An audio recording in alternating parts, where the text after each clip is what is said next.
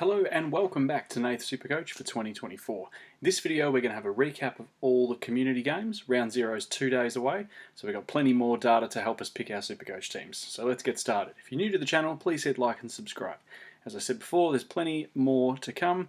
A couple of days to go before round 0 starts. We get a final look at teams before we lock them in for round 1 and the SuperCoach season for 2024. Alright, so let's start with the Collingwood and Richmond practice game. So, didn't see much of this from Vision, but I've sort of read more reports on things. So what I'm doing is I'm kind of doing a bit of a table here, player, what they scored, and sort of what I'm thinking after these practice games, where my head's at in terms of whether I'm going to pick them, whether they watch, or whether we can sort of give them the flick. So Dacos, 102, didn't look, from all reports, didn't look out of second gear. I think he's a very safe pick, going to be the #1 defender, I think, this year. Jaden Short, 120, hasn't been on a lot of people's radar, funnily enough. I think he's still a watch. Just to see what the role is. So we need just a little bit more data. If he can string another 120 together, he's probably a good pick. He's a good pod anyway, a good point of difference. Shy Bolton, 88.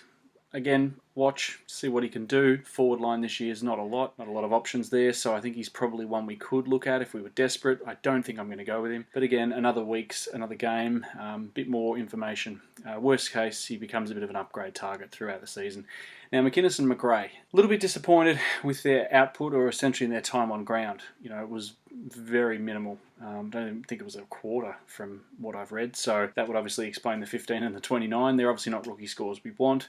So I think they're both a pass at the moment, unless Craig McRae puts them on for half a game against GWS, and we see a little bit more output from them. I'd be a bit hesitant to start them. I think there's value elsewhere. We've certainly got actually a lot of rookies this year, which is different to most years where we're sort of really scraping the bottom of the barrel hoping for someone to play rookies round 1, but it doesn't look like that's the case this year, so I think we can look elsewhere. Alright, on to the Blues in Melbourne. Now, I watched a fair bit of this one, Icon Park. Alright, Max Gawn, 185. I mean, he didn't even look out of second gear. Safe pick, lock him in.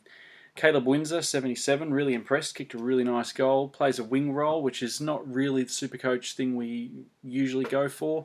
Having said that though, good rookie, he's 180 odd grand I think, so probably a little bit overpriced in terms of a rookie. However, top 10 draft pick, so that just goes with the territory. I think this year we can pick him. I think 77 is a good score. I think he's going to be a good rookie.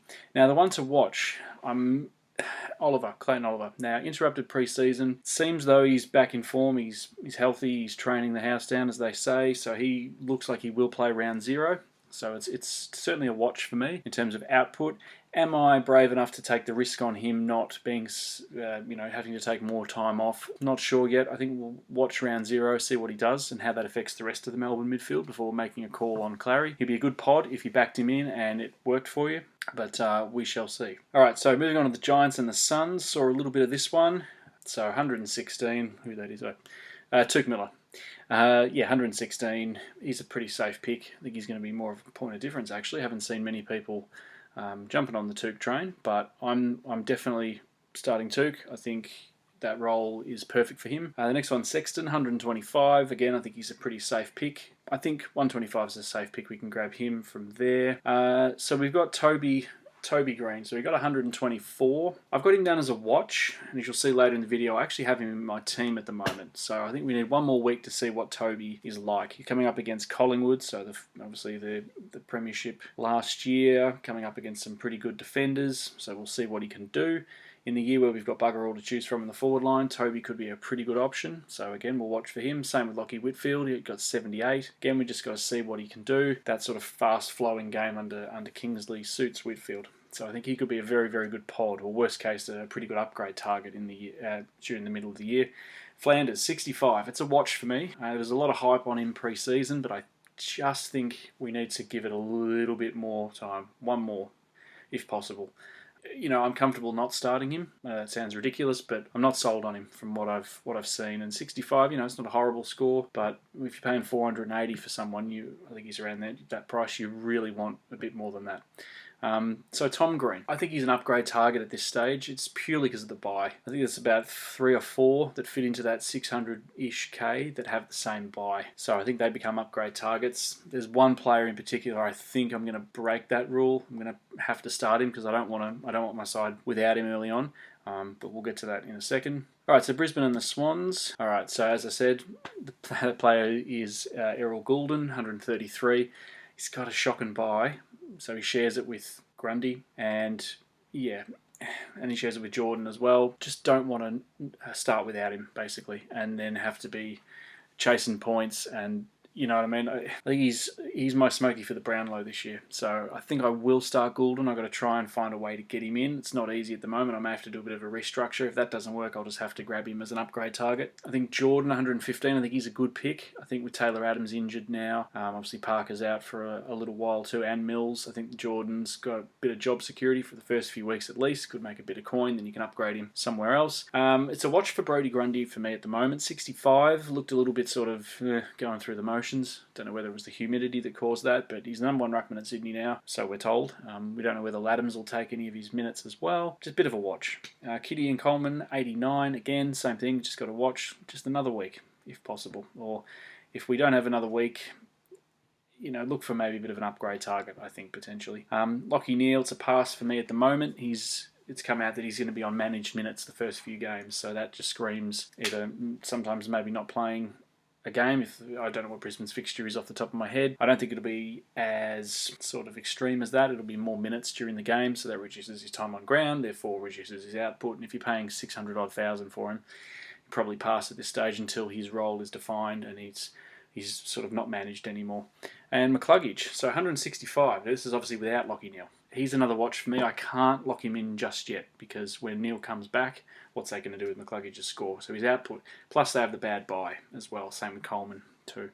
So that's sort of where Brisbane and Sydney sit for me at the moment.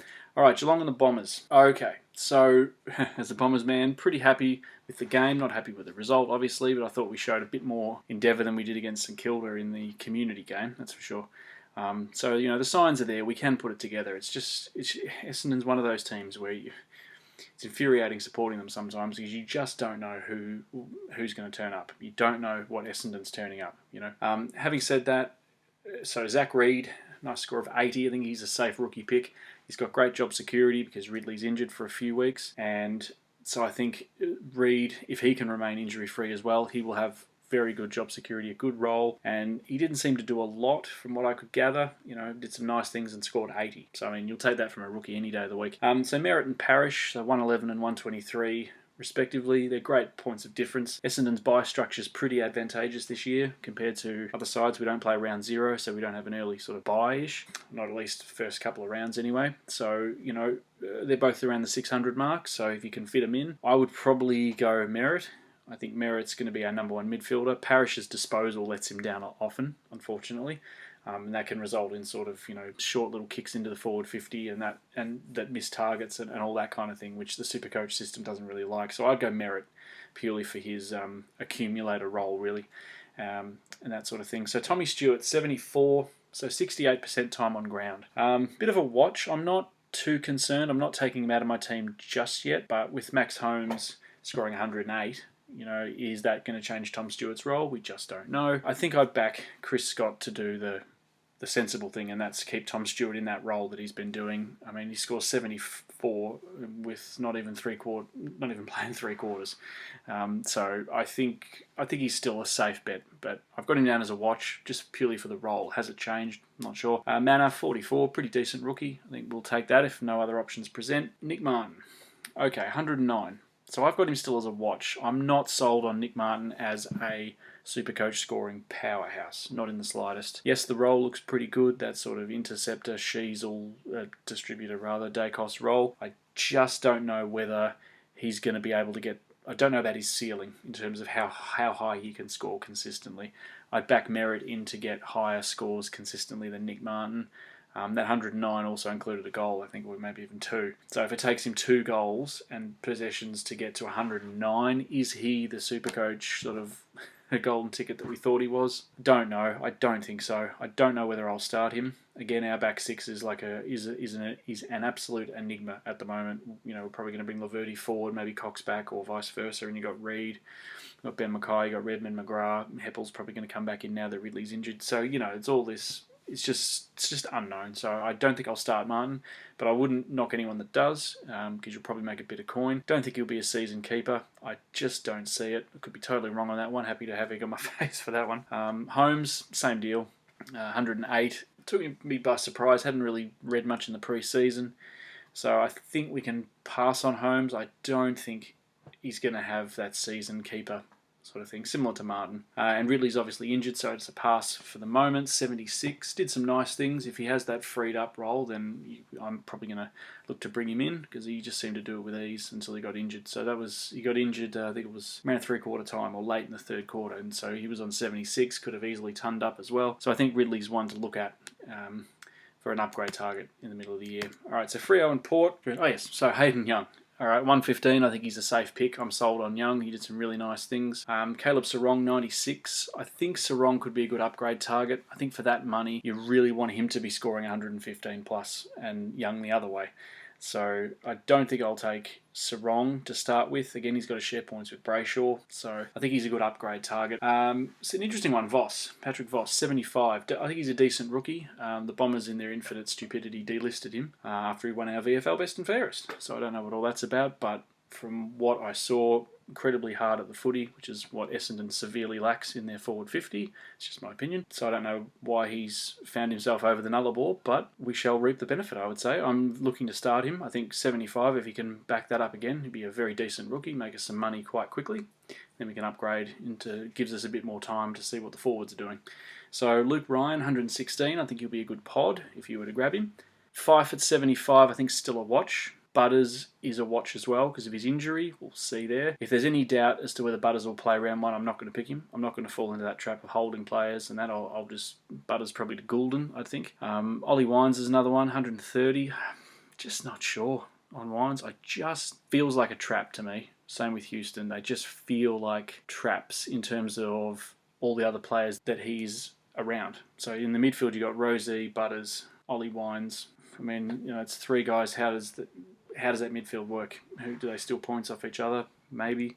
Houston in the back line. I mean, you got Sava Radigalea, Brandon Zerk-Thatcher, Alia. So there's three talls, and he's the kind of smallish one. 109, it just feels like a trap to me at the moment. Could be a good upgrade target. I think going back quickly to Fife, I think I'm not going to start him. I've got him in my side at the moment, but I'm leaning towards not. Again, just feels like it's a disaster waiting to happen, potentially. And I mean, 75 wasn't a great score for his money. I mean, you could argue it was not too bad, but I'd want a bit more at that price to be wanting to start him, as opposed to just a really good rookie. All right, the Crows and the Eagles. All right, so Harley Reid, 88. I think he's a safe pick. There was a bit of talk that he was managing a knee injury, I think it was, or a cramp or something, or a knee strain or hyperextension or something. Looked pretty good, 88. This is where things get interesting. Adelaide have a lot of not sures at the moment in terms of their midfield. So Isaac Rankin, 138. I think he's got to be a watch at that output. Laird and Dawson, I think with that sort of output, they're upgrade targets. And Crouch at 114. Again, just feels like a trap to me. Injury prone. The last couple of years, Adelaide really haven't played Crouch. He's been injured, but they haven't really had him in the midfield as a main for reasons I'm not really sure. The other side of the coin, though, I guess, is they were playing the Eagles, so it's a case of, okay, is Rankin's score inflated purely because they were playing West Coast? And does Rankin's 138, does 10 to 15 points of those 138 get shared with Laird and Dawson, which brings them back up again, quite possibly. Same with Crouch. They've got a lot of mouths to feed in the midfield there. I probably won't start any of them. I'll have Harley Reid, of course, but in terms of the Adelaide, I probably won't start any of them. And just assess a bit more and look for them as upgrade targets. Probably maybe Laird first, but just don't know. All right, so the Hawks and the Bulldogs. Few players in this one. Okay, so the Colonel, Riley Sanders, 86, safe pick, just pick him. Bont, 135, same thing, viable captain option each week. If you wanted a good ruck point of difference, English I think is good at 134. Looks like his migraines are not affecting him, which is great for him. Probably a bit too expensive for me. But again, if you wanted that point of difference from Gawn or Grundy or a Marshall, someone like that, then I think you can't go wrong in English. Caulfield, 51, decent rookie, really like him. Carl Amon, 96, I think a very good point of difference. Newcomb, same thing, 125. Hustwaite, 84. The issue with Hustwaite, I think, could be job security. I think as soon as Will Day's back, Hustwaite could be out the door. Phillips, 56, I think he's a good rookie. We can back him in to get a couple of good games and make us a bit of money. then we can upgrade him. McRae, I'm going to have to pass for him at the moment because he's injured. Not been training with the main group, probably won't play round 1, or if he is, he'll be severely underdone. It's not what we want as a potential forward 1 in a year where we've got nothing. So I'm probably going to pass on McRae for the moment, look to him maybe as an upgrade target once we work out what Bevo's doing as well. All right, so the last game, St Kilda and North. All right, this is an interesting one. I watched this on Sunday afternoon. Fisher, 132. I've got to be honest, I'm not really aware of him in the pre-season, to be honest. There was a bit of talk, but I thought, oh, Zach Fisher, Carlton, he couldn't break in there, sort of, But 132 in a North side, it's hard to ignore in a practice game. Again, forward, so that helps us out in the forward line a bit. I'll see how I go with Fisher. I've got him in my side tentatively at the moment, but again, depending on what happens in round 0 with everything else, he may be a bit of an upgrade target, but it just depends on what he's doing as well. Probably going to lose a bit of money if I don't start him, of course, so that's something you've got to consider as well. Sheasel, 102, I think he's a safe pick. McKercher, 55, again, decent rookie. I think he's going to do really well this year. Wardlaw, 65, I think he's a breakout contender purely for his tackles. One to watch. I've got him in there. Dersma, very pleased with Dersma, 81, decent rookie. That's what we want from rookies on field. Pink, 70, well, decent rookie. Didn't seem to do too much from what I could gather and still racks up 70. So it's from 102,000 or 120,000 rookie. You take that any day of the week. Marshall, 107. Pretty good ruck POD. Wilson, 106. I think he's a very good rookie. We're going to definitely have Wilson. He's going to be in a lot of teams. Davies Uniacke, I think, is an upgrade target now. 36 is just not good enough for the money you're going to fork out for him. So he's an upgrade target for me if I even look to grab him in at all. Riley Bond, 127. It's just an awkward price. 284,000. If you were looking to do something silly, well, it might not even be silly, it might be a masterstroke this year, but have 6 forwards as essentially rookies. So, it could be Bonner, Fisher, Fife, Harley Reid, and a couple of others. It could work out. You could make some coin rather quickly, and then that gives you time to survey the scene and the lay of the land, as they say, and see who you're going to get for your keepers. Okay, so here's how the side's looking before round 0. So round 0 is 2 days away. This is how it's looking. So I haven't changed much. There's been a few little changes from the community games that we've seen. So Dacos, Stewart and Sheasel, Gibcus, Reid, Caulfield. I've got Marty Hoare and Toby Pink. Not sure about Marty Hoare. If he's picked, cool, but if he isn't, obviously got to find something else. Bont, Petrarca, Butters, Miller, Carl Amon, Wardlaw, McKercher and Sanders. I think that's a pretty common sort of midfield. Certainly McKercher and Sanders. I've got Huswaite, Wilson and Sharp on the bench. May even throw Wilson into the forward line just to give me a bit more coverage. But we'll see. I've gone with Gawn and Grundy. That hasn't changed. Forward line, I've thrown in Fisher. And I've thrown in Caleb Windsor as well. I think Toby Green, after his performance the other week, put him as F1 for the moment. Fisher, Fife, Reid, Windsor and Sexton. I mean, it's not a horrible forward line by any stretch of the imagination. If Toby can fire, that's pretty good. Fisher looks like he probably is going to start the same way. Same with Fife. Not sure, really. Harley Reid looks good. Windsor looks a good rookie, and so does Sexton. So I've got 3 good rookies there, 4, 5 and 6. And I've got Voss and Manor as well. So plenty to think about. So I've got 162,000 left in the bank. So it's probably maybe too much to keep in the bank. So how could I deploy that? I could get a real fall in premium if I upgrade a Wardlaw. Yeah, or if I upgrade maybe an Amon to get me Goulden. But then, you're bringing a buy-in. James Jordan is not in my side currently, but I think I'll look to bring him in as well. So it might just be a simple case of getting rid of a dud rookie and bringing in James Jordan with that cash. So that's kind of how I'm sitting for round 0. Okay, so what am I actually watching for in round 0? Alright, so the Sydney and Melbourne game, I'm looking for the following 3 things. I'm watching Oliver. Does he get a full game? What's his output like? Is he back to full fitness? Is he underdone? That's what I'm watching. Is Grundy the number 1 ruck? Or is he going to share some time with Laddams? If that's the case, his output could drop. Do I still pick Grundy? Not sure. And Petrarca, his output with Oliver back in the side. I think it probably will rise slightly because Petrarca had a bit of an off. Wasn't a bad game, but just not what he could have done in previous years. So maybe he needs Oliver in there. Who knows? But interesting to see what that dynamic's like. All right, the Brisbane-Carlton game, looking at Carlton's midfield without Walsh. So he's out indefinitely as of today. There was a news report that he's back. So that really throws a bit of a spanner in the works for Carlton. The other upgrade options I can think of are Doherty and maybe even Cripps. Looking at Coleman's output. All right, looking at how he goes, and also McCluggage without Neil. That's basically what I'm looking for there. Gold Coast and Richmond, looking for Flanders output. 1 more week, see what Flanders does. If it's anything, I think, under 60, then no, not for me. Looking at Short's role, and obviously Rioli, what they can do with their output as well. Bolton and Taranto. I haven't heard many people talk about Taranto. I think he got 115, I think it was, in the practice game against Collingwood. So, again, more data, more time to digest things and then make decisions. And the last one. So the Giants and Collingwood, looking at Toby Green, obviously, looking at McInnes and McRae, their time on ground. Are they viable rookies? Will they get games? If they do, will they score well? Will they be on the ground long enough to give us a decent return? Or should we just choose another rookie? That's what I'm looking for. Same with Lockie Whitfield as a bit of a pod. I mentioned him a few times. I think he's going to be a very good point of difference in the back line as well. All right, thanks very much for watching. Round 0 in 2 days. All right, not much time left. Hit the like and subscribe button to make sure you stay ahead of all the content that's coming out and all the news that's breaking. It seems every 10 seconds now. See you in the next video. Thanks very much for watching.